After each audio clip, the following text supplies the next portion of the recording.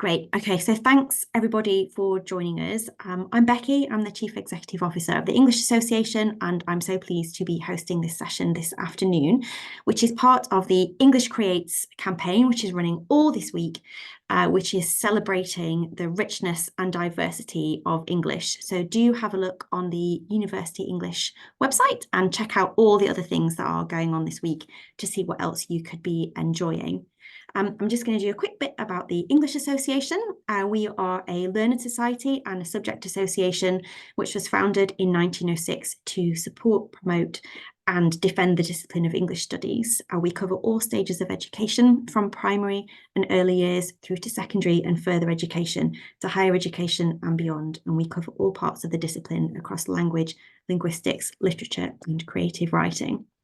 Events like this one are made possible by the fantastic contribution of our volunteer speakers. So a huge thanks from the bottom of my heart goes out to Robert Eaglestone and Carol Atherton for this evening. And the members of the English Association also make it possible for us to put these events on. So if you would like to contribute to the national conversation about English and help support our discipline, please do consider joining the English Association. It costs just £53 to support our events, campaigning and advocacy work for a whole year, and you get access to a range of member benefits, including online access to all our journals. Okay, thank you, Gail. I can see you just put the link to the English Creates event in the chat, which is fantastic. Okay. I'm going to stop talking and I'm going to hand over to Robert Eaglestone, who's going to be in charge this evening. Thank you. Hi, everybody. How nice to see you. So this is the an English Association event for the English Creates campaign, which, as Becky said, is a national campaign for the discipline to celebrate it, to encourage people in it. And this is the first day of this week of events that you can read about in the chat. And I'm really, really delighted to have our speaker, our author today, Carol Atherton, a huge figure in the discipline, a teacher, a writer with lots of things to say, and specifically the author of this wonderful book, Reading Lessons, came out earlier this year. And really, it's about that book that we're going to be talking. But to give you a feeling of that book, and I kind of weigh into it to give us a sense of it, I'm going to ask Carol to do two readings over the course of this session, but a first reading to give you a sense of what the book is like. Carol, please. Thank you, Bob. It's a real pleasure to be here, and I'm going to start off by reading the very first part of my chapter on Great Expectations. This is how it begins. Picture a graveyard on the edge of a bleak and lonely marsh. Headstones all snaggle-toothed and overgrown with nettles. A small boy is examining one of the graves. Its inscription is weathered, but he can still make out the names. His father, his mother, and his 5 brothers, none of whom he ever got to know. He blinks. His nose runs in the raw cold. He's aware of just how alone he is. And the weak winter sun just starting to drop below the horizon, the wind whipping tears from his eyes. And then there's a voice. Hold your noise! My students jump. They like this. They like the fact I'm reading aloud to them, that I've built it up in advance, telling them that today we're going to have a story. I get them to wriggle in their seats so they're comfortable and do an exaggerated shush, my finger to my lips, before I begin. They're year 8, 12 and 13 years old. There's a knowingness about the way they play along with the preparations for story time. All of us complicit in the pantomime of making sure we're sitting quietly and paying attention. But they're still young enough to enjoy the innocent pleasure of listening to a story on a Friday afternoon. Amongst all the frustrations of being a teacher, the admin and the targets, and the brain-sapping elemental exhaustion, there are still lots of things to love, and this is one of them. You have to do the different voices. High, quavery and nervous for Pip, rasping and harsh for Magwitch. You exaggerate them so that your students can picture the contrast between the small boy, already a bundle of shivers, and the desperate convict. You bounce through Dickens's description of Magwitch, a man who had been soaked in water and smothered in mud and lamed by stones and cut by flints and stung by nettles and torn by briars, who limped and shivered and glared and growled, and whose teeth chattered in his head as he seized me by the chin, and pause for an obvious breath to draw attention to just how long his sentences are, crammed with so much detail that we're almost as overwhelmed as Pip. You linger with relish over Magwitch's demands for a file and whittles, with a brief aside to explain what whittles are, and his descriptions of what he will do to poor Pip if he doesn't comply. You fail, or you go from my words in any particular, no matter how small it is, and your heart and your liver shall be tore out, roasted and ate. The students are intrigued by now, wanting to know what happens. But you make them wait till next time, knowing that there is value in a cliffhanger, in leaving your listeners on a note of suspense. Thank you so much, Carol. That's so great. So as you can see from that fantastic section, the book is really hard to categorize. It's like a rope with threads of autobiography, threads of kind of literary criticism that discuss books, threads that discuss teaching and interaction with students, and something that a thread that discusses kind of our discipline itself, the reading lessons. So let's begin. My kind of first question is about the autobiography. So tell us a little bit about yourself and how it was this book came to be, how you put yourself into the book, why you made those kind of choices. Oh, that's a huge question. Lots of things in there. Yeah, that's a really good one. I didn't set out to write a book that was quite as autobiographical as Reading Lessons actually became. What I initially wanted to do was to look at a range of set texts, a range of familiar texts, and to look at the stories behind them and the controversies behind them as well. And of course, that's partly what Reading Lessons is. But I think in writing it, I started to realise how much we put ourselves into the books that we teach, how they're bound up with our identities. And I mean, I've been teaching for 28 years now, and some of the books that I write about in Reading Lessons, thinking about Macbeth, thinking about To Kill a Mockingbird and so on, are books that I've taught over and over again. And books that have taken on slightly different identities in the time that I've been teaching them. And I wanted to try to bring some of that into the book that I was writing. But I also started to reflect more and more on my journey as a teacher and as a reader, and how some of those texts touched on aspects of my life. So for instance, the chapter that I wrote on Jane Eyre, for instance, this idea of gaining a voice, finding your own voice, being very much bound up with me as a teenager, as an A-level student, somebody who was in the middle of deciding what I wanted to do and what I wanted to be, in the kind of way that Jane Eyre is. And what I wanted to do was to explore some of those connections between me and the text. So it's probably ended up being much more autobiographical than I ever thought it would be. But I think those bits have to be there. They grew quite organically as I was writing the book. Yeah, no, and that's obvious from the book. And when everyone reads it, you see that the autobiography kind of grows out of the relationship with the books. But can you, when you talk about how the books change, the set text changes interpretation, and again, I thought that's one of the most interesting things about the book. I mean, one of the things about our discipline perhaps is the churn in secondary teachers. So the sense that there's not that history of understanding of, say, of a book's interpretation.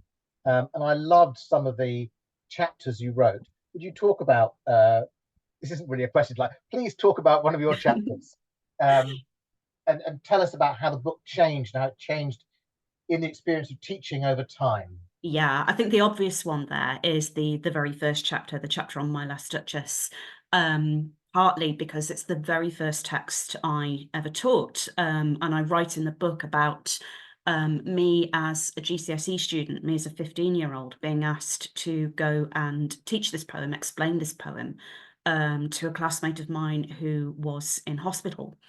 And what I write about in that chapter is the nature of My Last Duchess in relation to toxic masculinity and male violence. And it's something that I was only very vaguely aware of when I started to teach that poem. And it's something that obviously we've all become as a society so much more aware of over the last few years. I think it's in the nature of English as a subject that, I mean, it's one of those questions that we often get asked as English teachers. What's it like teaching these texts over and over again? Doesn't it ever get boring? Why don't the exam boards give you a bit of a change? And yes, there is a need for change, and that's a different issue that we may come on to later. But I think, you know, one thing to say is that that question never seems to be asked about other subjects. We all assume that maths teachers don't get bored with teaching Pythagoras' theorem over and over again, whereas English teachers will get bored with, you know, the 30th iteration of Macbeth. But I think with English, texts change in terms of the way that we relate to them. Things that happen in wider society, like the debate about toxic masculinity, Andrew Tate, change the way that we look at texts. But students change as well. They are always different, and they bring their own interpretations and their own concerns to texts. And I think that's one of the things that I wanted to explore. You know, so thinking in the chapter about My Last Duchess, about the fact that, you know, there are always some students who will say, well, you know, the Duchess shouldn't have been looking at the sunset and shouldn't have been, you know, showing so much pleasure and riding her mule and so on.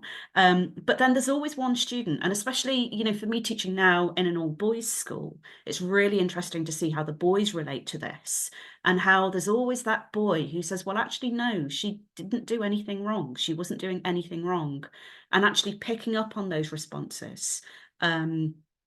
Often getting students to push beyond maybe an initial very simplistic response is what makes teaching English at secondary level so pleasurable, difficult, but also pleasurable once they've actually got there as well.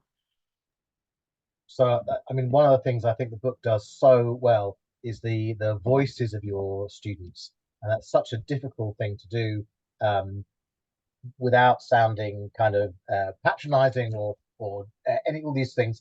Can you just tell us about how you? This sounds like a GCSE question, so I apologize, but you know, your writing decisions about the voices of your students, it happens so well in the book. I'm thinking about when you the bit when you introduce the idea to them of intersectionality, when you talk about noughts and crosses, and you just and you do their voices really well. Tell us about how you came to those decisions to do it in that kind of way. Yeah, it was a really difficult one, because of course you have to be sensitive to those individual students. And what I was very clear about was that when there were students whose, I mean, in discussions like the one that you refer to on noughts and crosses, when there were students who would be able to identify themselves, they all read those chapters in draft. And I wanted to check that they were happy with them, which they were. So I was very clear that if there was anything that was recognisable, that it had to be something that the students were happy with. Many of the other voices, I mean, students, they come and go, and often students say similar kinds of things over the years. So a lot of those voices are composites. You know, there's a kind of tissue of layers of conversations that have built up over the years. But it's interesting how often you may get groups over the years who say very, very similar things about texts. But that discussion about intersectionality was, I think, a really interesting one, because I could see that just by giving students that one word gave them a tool, gave them a key that unlocked so many different aspects of their own identities. And especially for students where we actually are on the edge of the fence in a very socially and very ethnically mixed school. and a school where students often feel that they're a little bit on the edge of debates, mainstream debates about diversity in education. They think, well, you know, what's in this for me, in this little town on the edge of the fence, where maybe some of those issues that are often talked about in relation to diversity seem an awfully long way away. And I could see that that was a word that enabled them to articulate something that they hadn't been able to put into words before.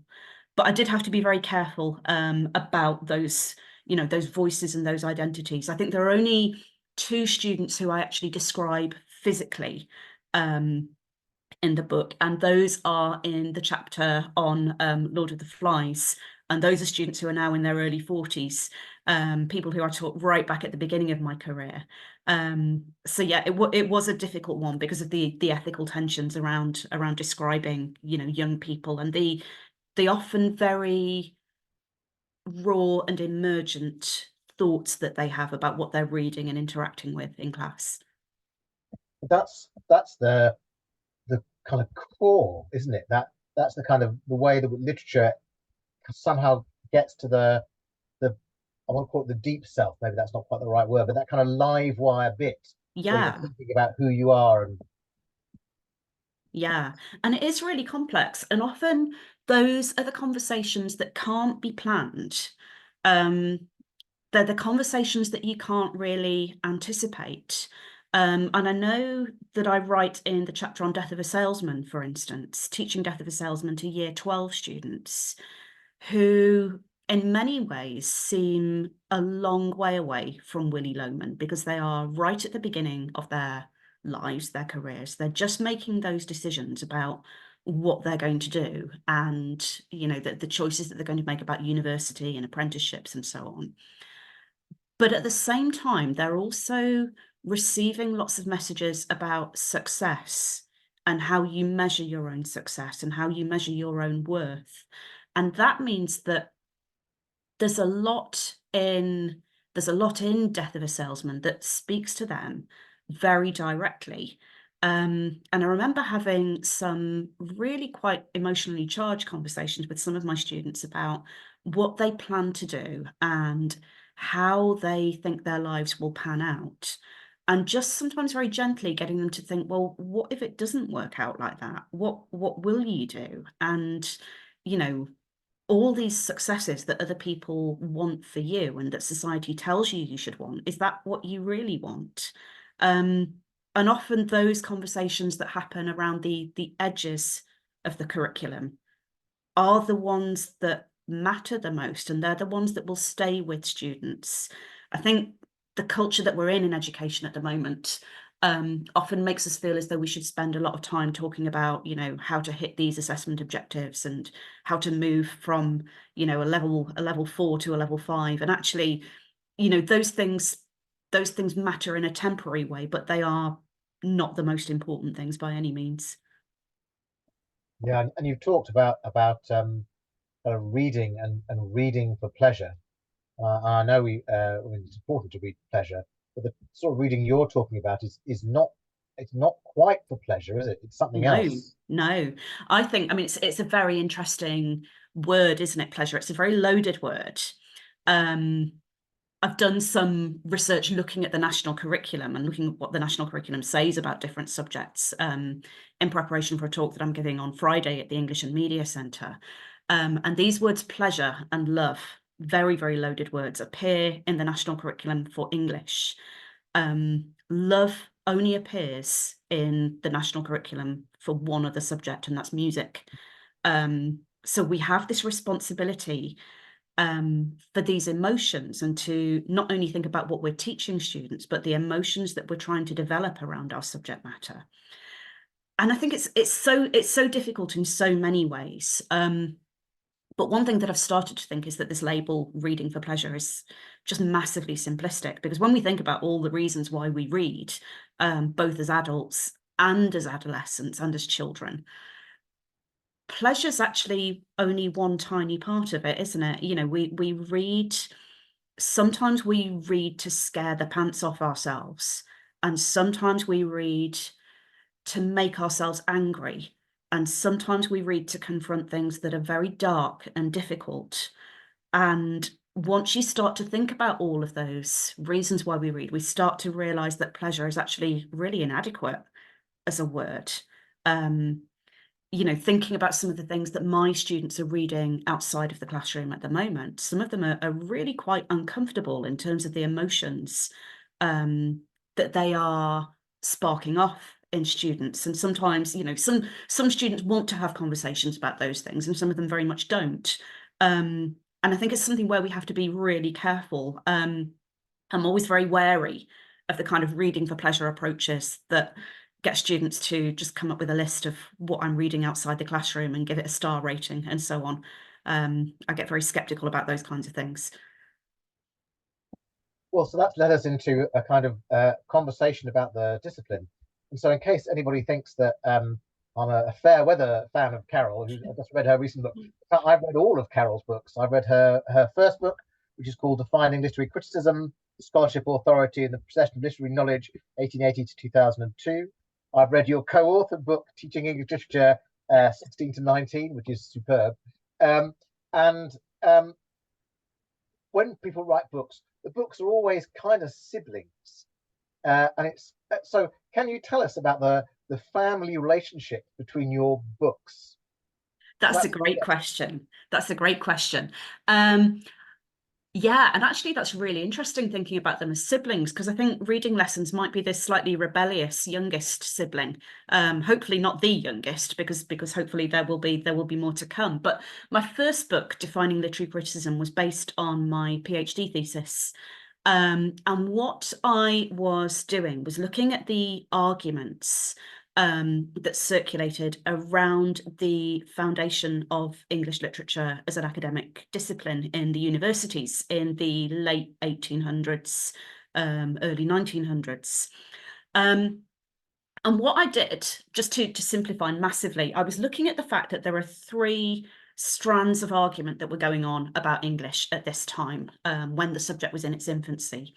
There was a group of people who desperately wanted English to be a university subject. They wanted it to have equal status with the other subjects that were emerging as degree subjects in the late 19th century. And then opposed to them, there were two other groups. There was one group of people who thought that English shouldn't be an academic subject because it was all too airy-fairy. It was sitting round talking about books. One professor described it as chatter about Shelley. And they said, well, you know, you can do this in your own time. It's not rigorous enough.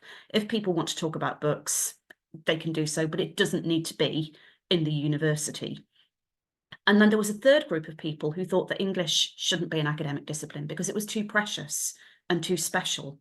And these were people like Virginia Woolf, for instance, who talked about the delicate flowers of literature and how they were being threatened by being parceled up into syllabuses and examined and so on. And I was really interested in the arguments that these three groups of people were putting forward. And how the early English degree courses were shaped, what they were actually teaching and what they were examining. And what I found especially interesting, and this was I finished my PhD in 2003, was that the same arguments were circulating in schools about the teaching of English at A-level. We'd just gone through the Curriculum 2000 reforms, and there were all kinds of arguments about whether we should have assessment objectives, if so, how they should work, how we were going to introduce the discipline to students, and so on. And it kind of struck me that we still hadn't really solved this problem of what English was. And now, 21 years later, we're still having the same kind of discussions. And you can see those played out all over Twitter, discussions about direct instruction, for instance, discussions about the place of oracy in the classroom, group work in English, discovery learning in English. And I just find it really interesting, this whole idea of what English is as a discipline, because of course it spreads, it's quite amorphous in many ways. It's unique really in the school curriculum in that Students do so much of it in their everyday lives. And that means that they sometimes kind of worry at the edges of what we're doing in school and say, well, why can't we do this instead? Or why can't we do this? Why do we have to do this? That there are those issues of personal choice there. So, I mean, really, I think all three books are exploring that idea of what it is to study English, what it is to be a reader, and what it is to be, you know, what the relationship between those is, studying English and being a reader. And being a teacher. Yes, absolutely. Yeah, yeah. Because one of the things is that you're, I mean, it might be that all these different tensions in the discipline are held together kind of in the classroom. Yeah, yeah. Held together in the classroom and are therefore kind of played out in slightly different ways, not only in different schools, but even in different classrooms within the same school. You know, there are all those complicated things as well about, you know, different English teachers' interpretations of the subject and the versions of the subject that they are most comfortable with, that they adhere to most strongly. Do you want to, or can I ask you to talk a little bit about how you feel about the health of the discipline? I mean, you have a deep understanding of it, you have an experience of it. I mean, deep experience of its teaching and the kind of skills and judgment that involves. So how do you? And I know you're kind of active in working for discipline. So what's your kind of view of its health, maybe of its future? That's a two-part question. Oh, yes. I think there are two different stories that we could tell. There's the story about the way that English has been affected by the Gove reforms at GCSE. And I think we're all familiar with the way that those reforms have really affected numbers at A level, across all three English subjects at A level. I think there's also, you know, linked to that, we've got the story about the falling numbers wanting to study English at university. We've got the awful, awful stories about closures of departments and threats to English in higher education. At the same time, I see in schools a real sense of people wanting to keep English alive and wanting to keep English alive in the way that they believe in and in a form that they feel is best for their students, that they want to continue to use the discipline to question, to challenge, to provoke thought, you know, all of those different things that we want English to be able to do. I think the thing is that sometimes we feel we have to do that in spite of what the official curriculum is telling us to do, rather than because of it. We often feel, you know, that there are things we feel guilty for spending time on in lessons because we're not focusing on, you know, the assessment objectives and what you need to do for question 2 on paper 3 and that kind of thing. So we are trying, and I'm hoping that there's enough of a groundswell to make a real positive case for change. And I know, you know, that there are, I mean, initiatives like the one that you've been leading, looking at the possible future of GCSE. And we've got the Oracy Commission at the moment, who are acting as channels for these voices in support of the subject and in support of what the subject really ought to be about, rather than what it's become over the last few years. So I'm going to ask you to read a section from towards the end of your book, and while you're doing that, I would really like to open up the floor to questions. You can either just unmute yourself and ask, or you can put something in the chat, and I'd be really keen to have a kind of conversation with Carol. So please, Carol, if you want to read your section, and please think of questions, chat or unmute. Thank you. So this is a short section from the afterword. Books and books and books. Books that prompt teenagers to look inwards, at themselves and their developing identities, and out at the messy world they're inheriting from us. Books that are reassuring, and books that are angry and spiky and difficult. Books that ask questions. Books that young people might not like or understand at first, but that will needle themselves into their minds and stay there until they finally make sense. Hundreds of them, all wanting our attention and our time. And time spent reading, as Hugh Hewitt of the Washington Post writes in an article about the importance of fiction in a period of difficulty and unrest, is never time wasted. Instead, it is time, and the lessons of time, brought into focus. I used to be able to make more creative choices about the books my students read. At GCSE, as long as we ticked certain boxes, we had a lot more freedom to select text that would speak to the young people we had in front of us. We could study film and television alongside plays, novels, and poems. Our students could respond imaginatively, rewriting part of a text from the point of view of a minor character, producing a play script or staging a discussion. Things have changed, and not for the better. Our teenagers have to write, under exam conditions, about a 19th century novel and a Shakespeare play, a collection of poems and a text that is supposedly modern, but could have been written as long ago as 1945. The answers they have to produce are conventional literary essays that analyse authorial methods and comment on historical context. There is little room for creativity. I'm sometimes asked what I would change about our current education system, if I could.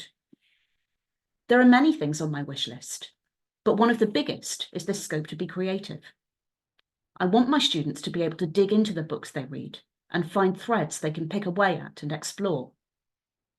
That character who's always silent, always on the outside. What are they thinking? That person who misses out so that the protagonist can get what he or she wants. What's it like to be them?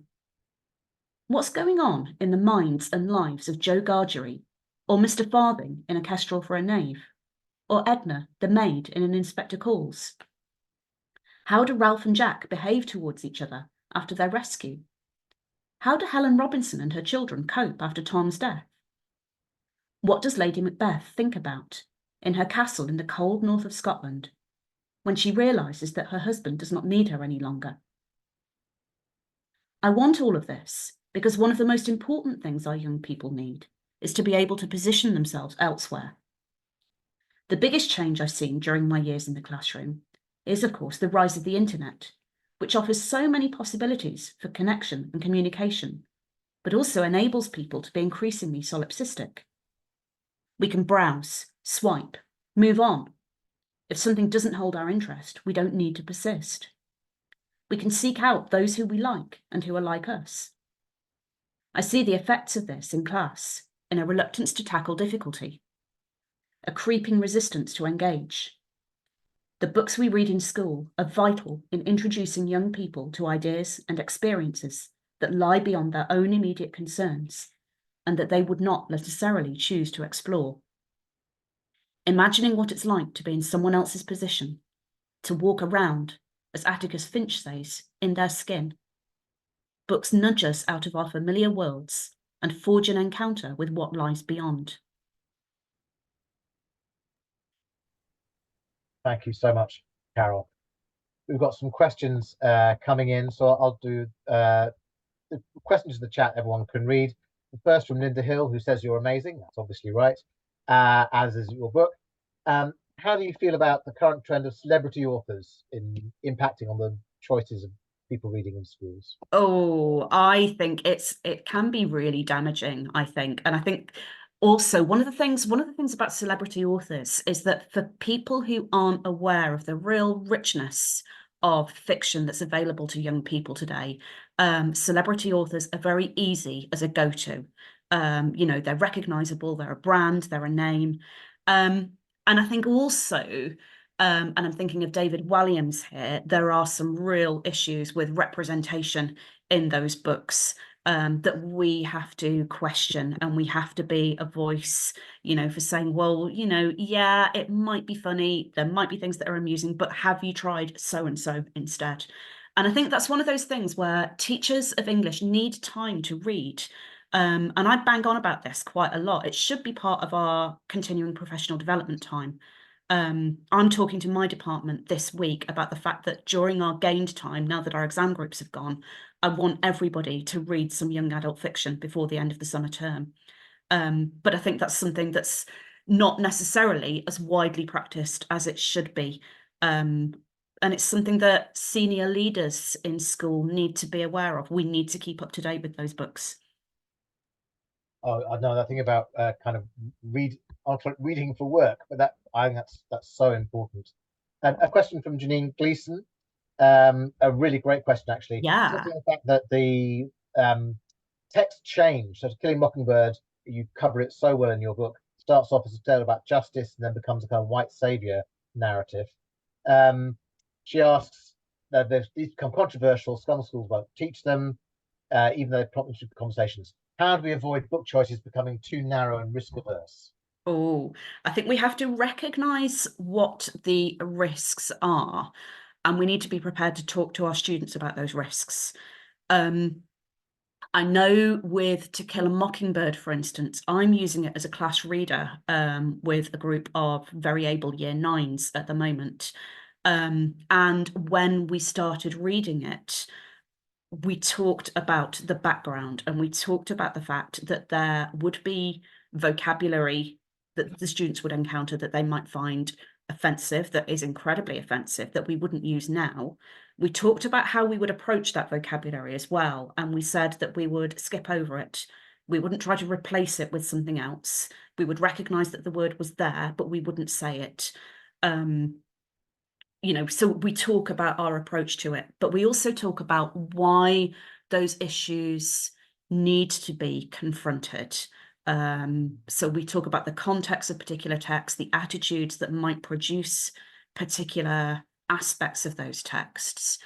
And I think in terms of kind of being risk averse, I think we have to, again, I recognise what the contentious issues might be, and be alert to particular things going on in our own students' lives and in those contexts, and be ready to have some quite honest conversations about text choices, and sometimes be willing to put text on one side, because there are, I think, probably more texts available nowadays for teaching in schools and for reading in schools than there have ever been.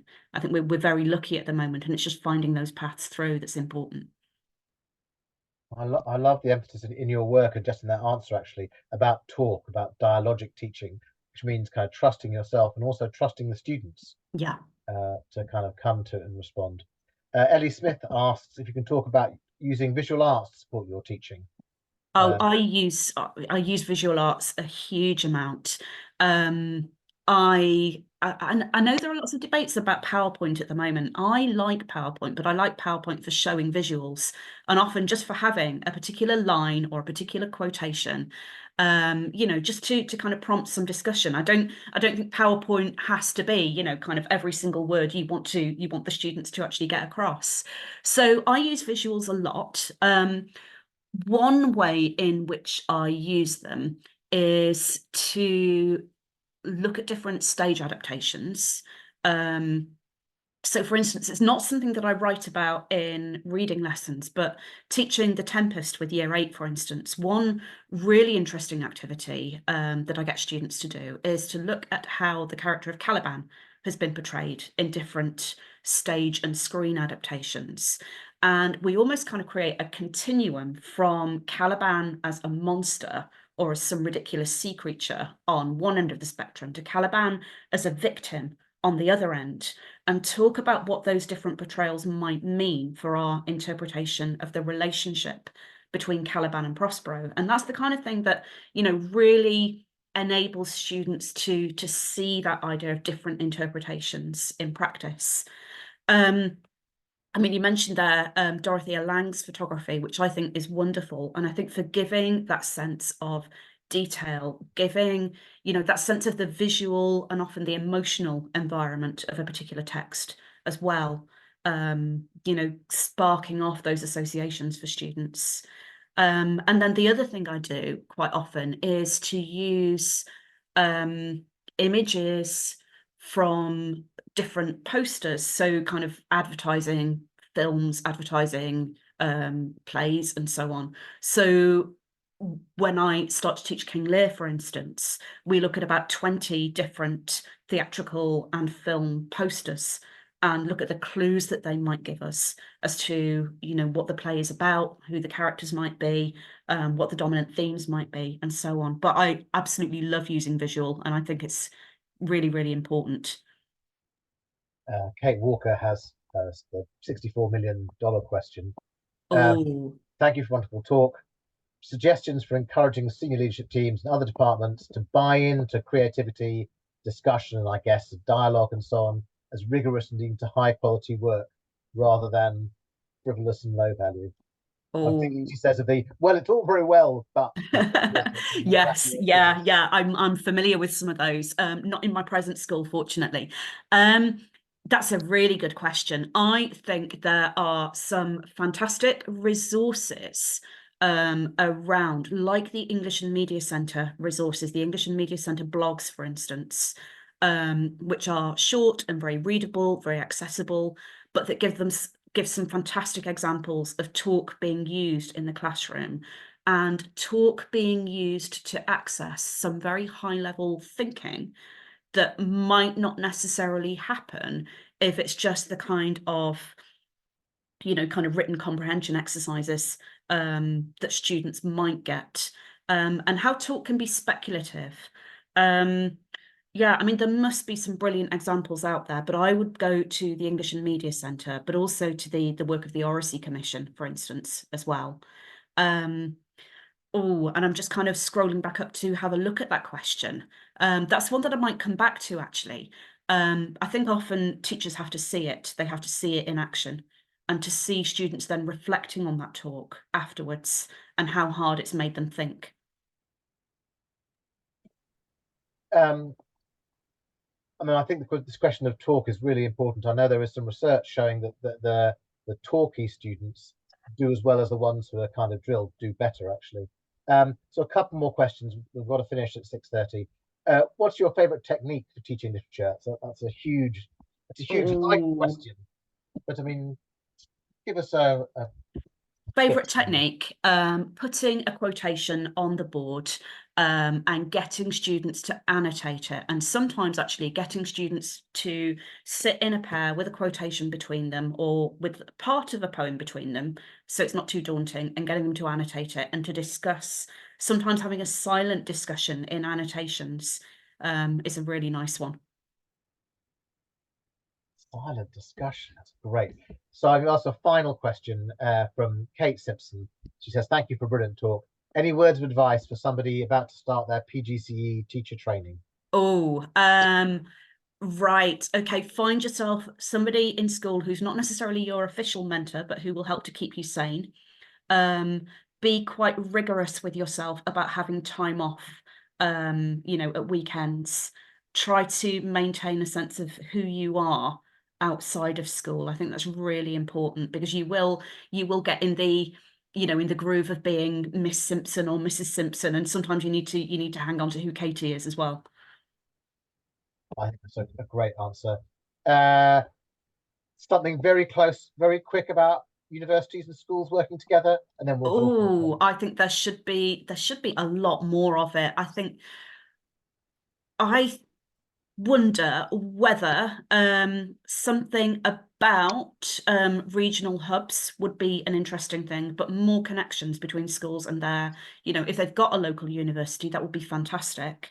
I wonder whether we could also bring in not just higher education and schools, but also relevant workplaces. I hate to use the word stakeholders, but people within journalism, within the publishing industry, so that students are seeing, you know, the links not just between English and what they might do at university, but then also what they might do afterwards as well. Those are two really great ideas. The hubs and the stakeholders. That's really great, folks. It's 6:30. Carol, can I thank you for two things? Can I thank you for a really wonderful book? I mean, I've read it twice, and I've really enjoyed it. I enjoyed it both times. It was so good. I can't recommend it highly enough. I really can't. It just gets to something about what our discipline is really about. I just thought it was wonderful. And I also want to thank you for coming and reading and talking with us today. And I also want to thank Becky for organising and chairing and the English Association. Thank you. And remind you, fantastic English Creates events. So thank you very much, Carol. Really, really appreciate it. Thank you. Thank you so much. Thanks, everybody. Thank you, everybody. Thank you, Carol. That was great. Thanks.